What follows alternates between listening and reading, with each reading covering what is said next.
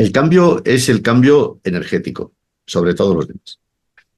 Y dentro de la energía, pues las energías alternativas que sustituyen a las tradicionales. Y dentro de las energías alternativas hay un gran tema, la gran polémica desde hace muchos años.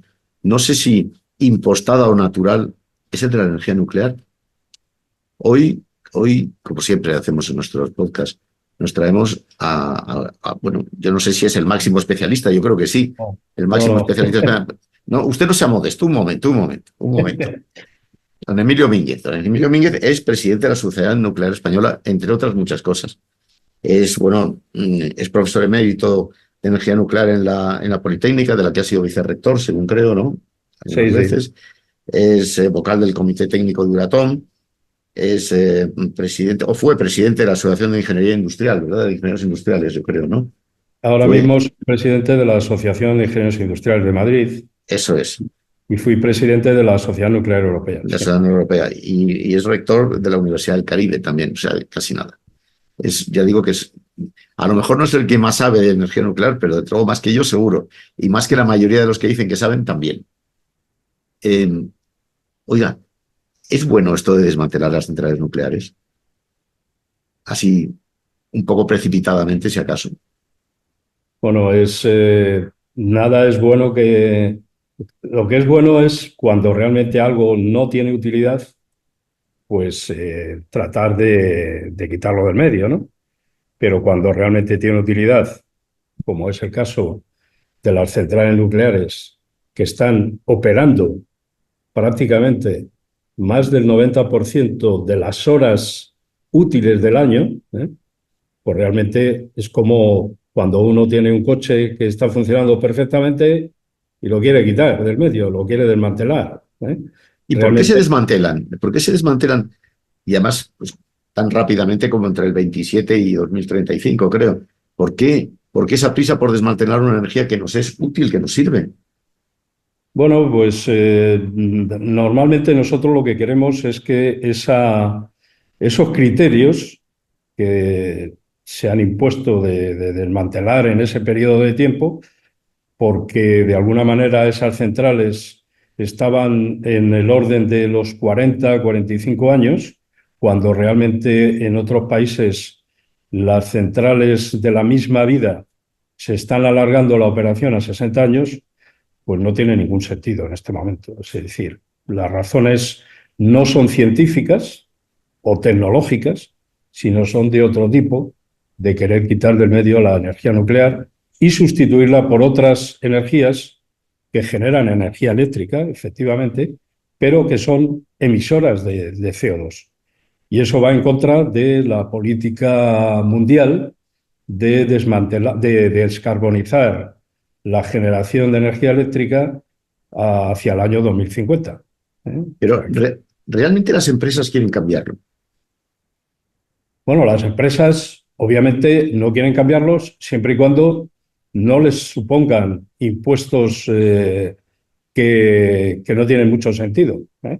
Hay impuestos, obviamente, por uso de determinados procesos, pero se le está cargando con una cantidad de impuestos que realmente pues, ellos pueden llegar a considerar que el alargar la operación les puede ser rentable o no rentable.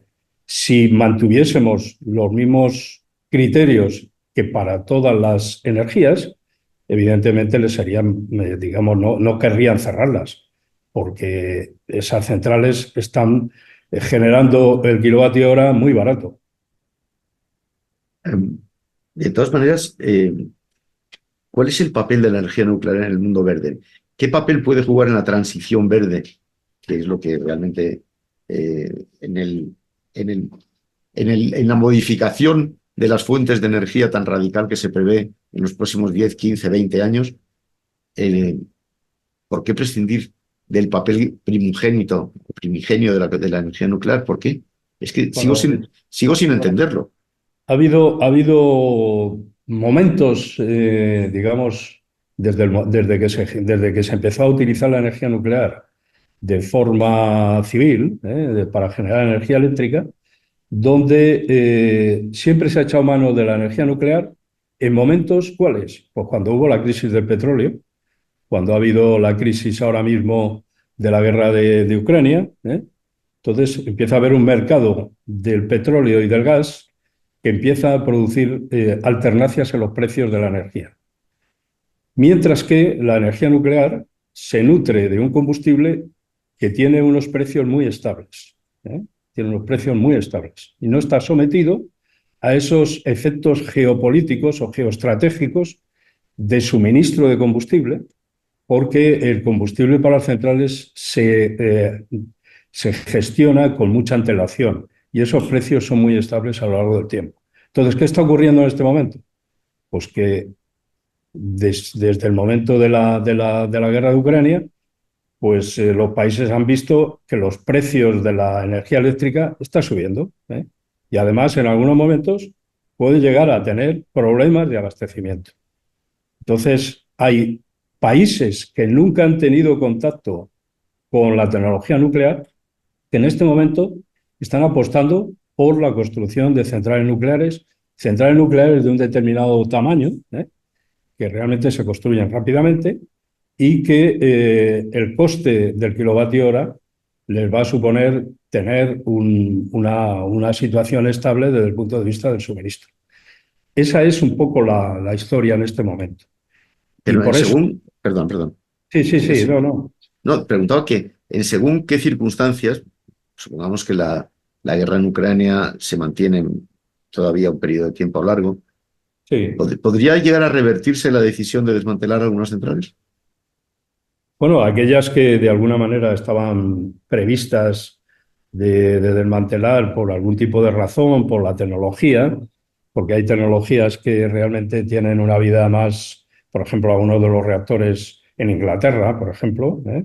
Son reactores que, bueno, son de otra tecnología distinta de la que tenemos aquí en España, ¿eh? Y bueno, en su momento la vida de esos reactores es mucho más corta y por tanto tiene ese proceso de desmantelamiento. Y por eso Inglaterra está pensando en reactores de nueva generación y reactores pequeños, ¿eh? O sea, por eso. Entre otras Sí. cosas, porque tenía también bastante carbón, ¿eh? O sea que Pero nosotros tenemos Almaraz, tenemos Ascó, tenemos Cofrentes, Vandellós, tenemos Trillo. ¿Están obsoletas todas? no, en absoluto están obsoletas. En primer lugar, porque todos los años se hace una gran inversión en mantenerlas activas al día, ¿eh? En revisiones, en mantenimiento y demás. Y además, una tecnología estaría obsoleta cuando de 365 días del año están operando aproximadamente el 90% de esos días, 24 horas, ¿eh? Y al 100% de potencia. Luego, realmente están en perfectas condiciones de seguir operando. Está triunfando una cierta demagogia izquierdista en el sentido de que la energía nuclear es peligrosa. Bueno, Es peligrosa, por cierto. bueno, y hay alguna tecnología que no lo sea. Estamos hablando del hidrógeno, por ejemplo. Estamos hablando del gas natural, ¿eh? El carbón también es peligrosa porque sus emisiones Bueno, producen CO2, muerte. sí, sí, bueno. Las energías renovables producen efectos ecológicos también sobre las aves, ¿eh? Pero la energía nuclear, eh, salvo dos o tres incidentes que han habido, bueno, accidentes, por decirlo de alguna manera, el control de las centrales nucleares es absoluto. El tema de los residuos, si estamos hablando del tema de los residuos, están absolutamente controlados, ¿eh? Hay soluciones tecnológicas en este momento muy avanzadas, ¿eh? Para el almacenamiento de los residuos o para hacer otro tipo de cosas que es la recuperación energética de esos residuos para no tener que almacenarlos en un almacenamiento final, ¿eh? ¿Y No, qué pasó con esa central de almacenamiento de residuos que iba a hacerse en Castilla-La Mancha? Nunca se hizo. Empezaron incluso las obras. Ahora no, mismo no. los residuos solamente se procesan en Enresa, en el Cabril, ¿no? Me parece. O hay, Bueno, ahí digamos, el almacenamiento de Castilla-La Mancha era un almacenamiento que le llamamos de residuos de alta actividad. sí, Son los sí. residuos que almacenaría todo lo que tiene que ver con el combustible que ya no se va a usar. El Cabril es una instalación modélica, es una instalación modélica en el mundo, Eh, para el almacenamiento de los residuos de baja y media actividad. Entonces, allí no se iban a almacenar esos residuos de alta actividad que se iban a almacenar Sí, sí, eso lo sé, sí. en Villar de Cañas. ¿Y qué ha Entonces, sido, y qué ha sido de eso? bueno, esa instalación estaba aprobada por el gobierno, y en un momento determinado hubo un cambio en la digamos, a la comunidad de Castilla-La Mancha y decidieron, por un decreto, cancelarlo, y ahora mismo en el nuevo plan de residuos radiactivos ya no aparece, cuando en el anterior plan de residuos radiactivos sí aparecía el que ese almacenamiento debía ir hacia adelante. Eso es digamos, una decisión que esa instalación era una instalación modélica, porque ya hay alguna instalación, por ejemplo, en Holanda, y de hecho es una instalación similar a la que hay en Holanda, pero con mayor alcance, sobre todo porque iba a ser también un laboratorio de investigación para el análisis del combustible gastado y muchas más cosas. Es un error que esa instalación no esté ahí, porque tenemos unos residuos que se iban a almacenar ahí, que están en Francia y que al país le está costando dinero. Y usted, bueno, al país le está costando mucho dinero, yo creo, ¿no? Más que dinero, Sí, le está costando mucho dinero, ¿no? Porque al final, sí, sí, bastante dinero. Esperanza el que está. eh, sí, hay decisiones que cuesta creerlas. Eh, Hábleme del cambio energético. El cambio que es nuestro leitmotiv, el leitmotiv de nuestro programa y de nuestra Sí. actividad. Hábleme del cambio energético. ¿Por dónde va a ir? ¿Qué cree usted que va a ocurrir en los próximos 30 años? Bueno, vamos a ver. En este momento, la mayor parte de los países, como es lógico y natural, es utilizar las energías renovables. ¿Ok?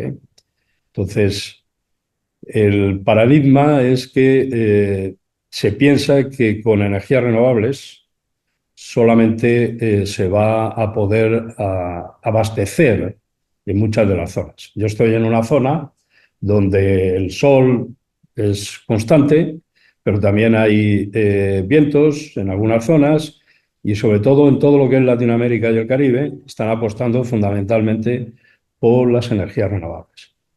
¿Cuál es el problema? El problema es que cuando hay un huracán, cuando hay ciclones, cuando no hay lluvia para almacenar inclusive la energía hidráulica, pues realmente puede haber apagones. ¿Cómo se sustituye eso? Pues muchos de los países lo están sustituyendo con gas. Y estamos en las mismas. Es decir, si lo que queremos es usar vehículos eléctricos y estamos utilizando combustibles fósiles, pues realmente estamos haciendo algo que no es lo correcto. Que no es lo correcto. Lo Yo, correcto es ver exactamente en qué estado está el almacenamiento de esa energía mediante baterías. Y ahí entramos en otro problema adicional, y es el problema de los materiales, el problema de la geoestrategia del suministro de materiales para las baterías. Baterías de litio, baterías de níquel, de cobalto, de magnesio, donde esos materiales para las baterías que en este momento estamos usando, que son las de los coches, los híbridos o los coches eléctricos, o para algunas otras cosas, pues tienen una baja densidad de almacenamiento de energía.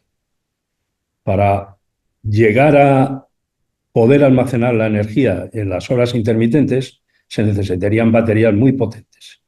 Y esas baterías son costosas, con muchos materiales, tienen también temas de seguridad, porque también se queman, y es muy difícil apagarlas. Y ahí estamos en esa línea.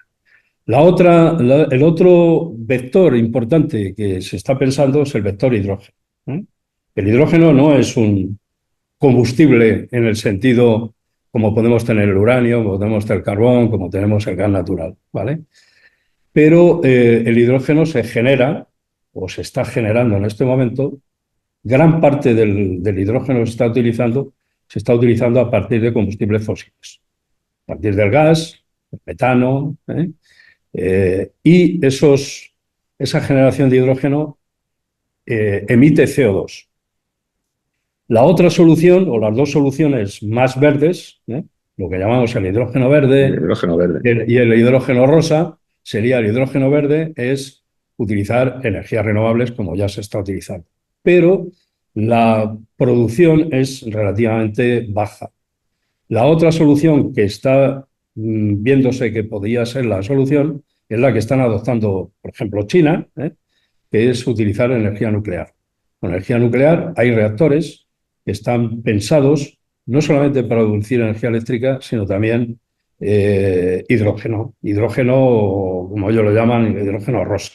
Hidrógeno Y eso rosa, sí, daría sí. lugar, obviamente, a una gran producción de hidrógeno que serviría para fabricar esas baterías de almacenamiento donde se utiliza hidrógeno como elemento para almacenamiento, ¿no? El hidrógeno, baterías de hidrógeno.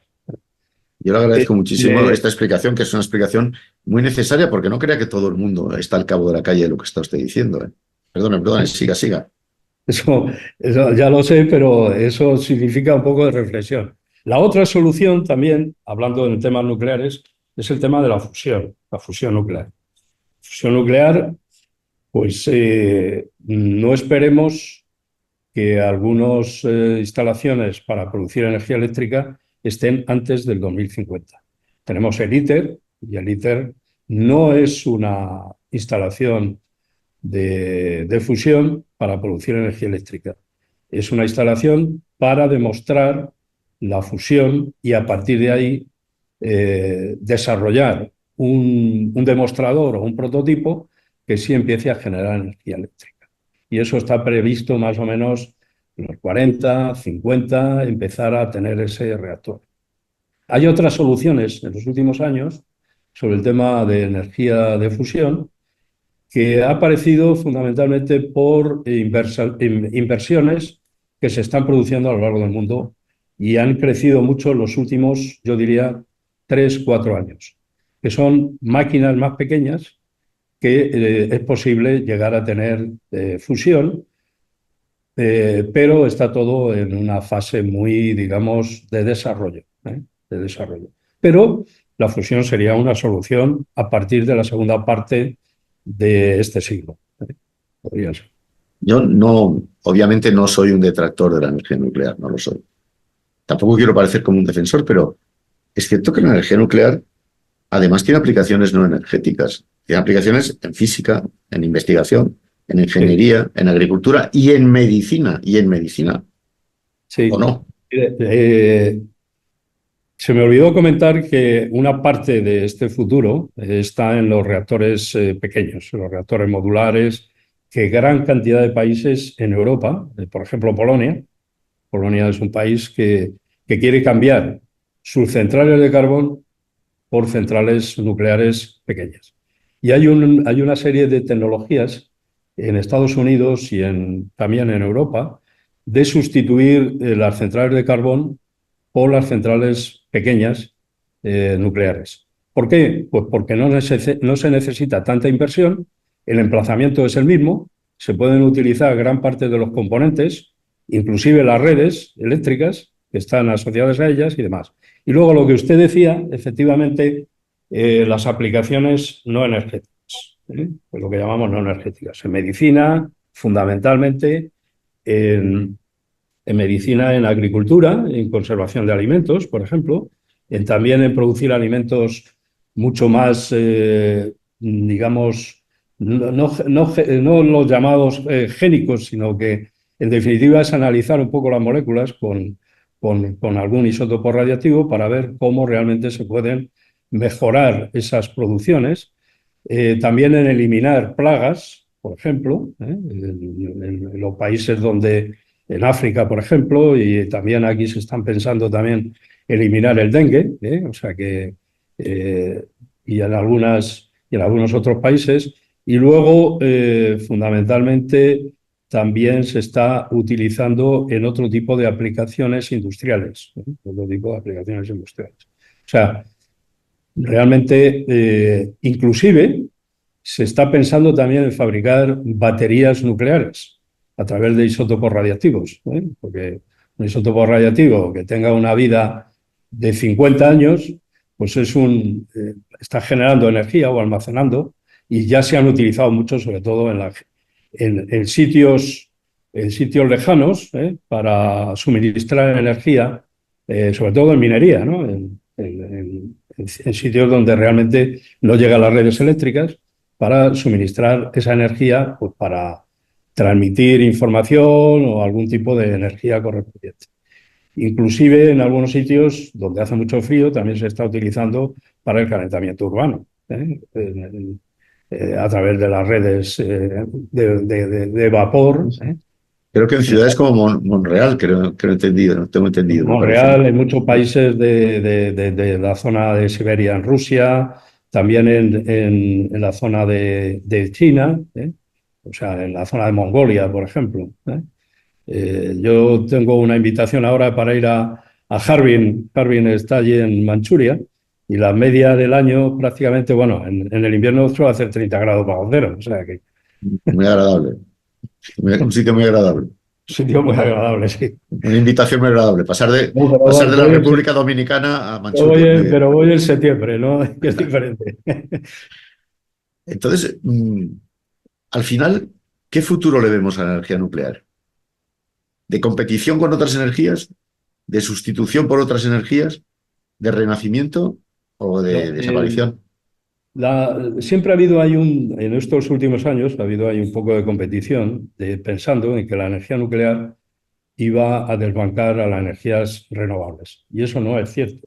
La energía renovable es una energía natural que está ahí, y todo lo que podamos aprovecharlo y todo el desarrollo tecnológico que se pueda hacer en ellas sean bienvenidos, porque en Claro. definitiva es, digamos, un uso de los procesos naturales. También es verdad que se necesitan muchos materiales para los aerogeneradores, que son, digamos, estratégicos. Pero la energía nuclear es prácticamente muy compatible con las energías renovables. Mire usted, yo creo que como 10 años, yo fui invitado a una conferencia en Corea del Sur, y era cuando todavía se hablaba prácticamente nada en los medios de prensa sobre la compatibilidad entre la energía nuclear y las energías renovables. Y me sorprendió que un país como Arabia Saudita, con mucho petróleo, planteó, y era un viceministro del país, planteó un proyecto interesantísimo de utilizar energía solar y reactores nucleares para tener, digamos, un abastecimiento constante durante todo el tiempo. Eso se ha ido extendiendo, y ya hay algún proyecto en muchos sitios de esa compatibilidad entre energía nuclear y energías renovables. Y ese va a ser el futuro. Ese va a ser el futuro. Tiene usted razón, yo estuve en Arabia Saudí hace no mucho, interesándome por estos temas, y realmente es curioso que un país que depende del petróleo para su bienestar económico, y menudo bienestar económico tienen, por cierto, pues está planteando el futuro de manera muy diferente. Es muy Sí, curioso, sí, no, muy alternativo, es muy curioso. yo recuerdo que hubo gente allí sorprendida, y le preguntaron que por qué no utilizaban el gas y el petróleo. Dice, no, eso lo utilizamos para venderlo. Dice, pero nosotros necesitamos garantía de suministro, y obviamente utilizamos y además sacaba unos resultados económicos que yo lo tengo por ahí guardado en la presentación, porque me interesó bastante, y la verdad es que era muy interesante, muy interesante. Ellos son conscientes de que el petróleo no va a durar mucho tiempo. Claro, claro. Eso, Sí. y todos, es que eso va a provocar un cambio geoestratégico mundial, el cambio, lo que estamos hablando, el cambio. Profesor, que se lo agradezco muchísimo. No, Que yo ha sido usted de verdad, un auténtico catedrático, un profesor emérito. Nos ha ilustrado estupendamente. yo Bueno, creo, muchísimas gracias por sus palabras. yo Yo creo. solamente me he dedicado a estudiar y a transmitir el conocimiento y es lo que Pues realmente eso es lo me que ha ha hecho. gustado siempre y sigo haciéndolo. A pesar de que estoy jubilado, estoy aquí y voy a impartir. Aquí vamos a impartir ahora, estoy moviéndolo todo, de un curso del uso de las radiaciones en todo lo que tiene que ver en medicina y demás, que hay muchos centros y hay una necesidad, no voy a decir muy importante, porque hay profesionales aquí, por lo menos en la República Dominicana, que trabajan en esos sitios, pero vamos a dar un curso de ese estilo. Me parece que un congreso, ¿no? De la sociedad lo tienen en Córdoba este otoño, Tenemos ¿no? de la segunda semana de octubre en Córdoba, efectivamente.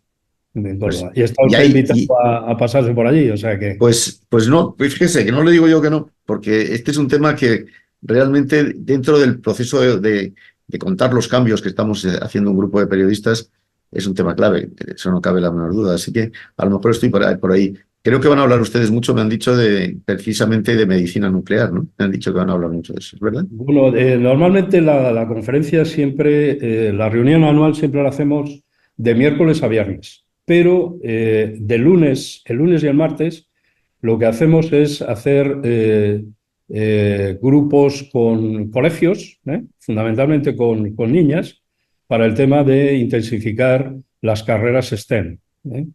Y llevamos a profesionales, todas mujeres, para algunas de ellas inclusive de la Unión Europea, para que les hablen un poco de esas profesiones. Son mujeres que están trabajando profesionales en distintas áreas, de la física, la química y las matemáticas, y también en el tema nuclear, por qué no decirlo, porque muchas de ellas están en ello. Y entre 2 días se dan una serie de talleres con niñas de institutos.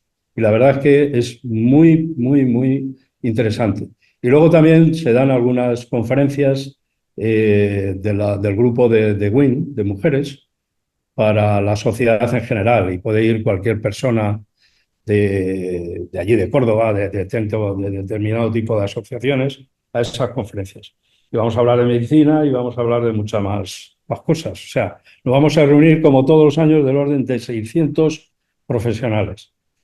Y, y desde luego, de miércoles a viernes, cualquier día estaríamos muy, digamos, orgullosos de poderle recibir a usted allí entre nosotros. Pues para mí Pudieran sería, intervenir, sí, hacer interviews o hacer entrevistas a algunos de las personalidades que allí van. para mí sería un placer, de verdad. Y de verdad que lo voy a considerar, no crea. A lo mejor Sí, me lleve sí. por allí. Ya hablaremos. Pues nada, muchísimas gracias, profesor. Ha sido un auténtico placer, un Y privilegio hablar con usted. yo voy a estar, lo que pasa es que esa semana en octubre voy a estar prácticamente en Córdoba. Y luego yo voy a estar en noviembre, una semana prácticamente allí en Madrid, que es cuando cerramos los actos del 50 aniversario de la creación de la sociedad Vamos a nuclear. hacer Y nuclear. si quiere que yo participe en algún acto presencial, encantado. Queda usted convocado ya, desde ahora. Estas cosas no se dicen así en broma, porque quedan aquí grabadas. Así que nos veremos. Profesor, muchísimas Muy gracias. Ha bien, un sido un abrazo. placer, ha sido un privilegio, de verdad. Igualmente, igualmente. Hasta Chao. luego.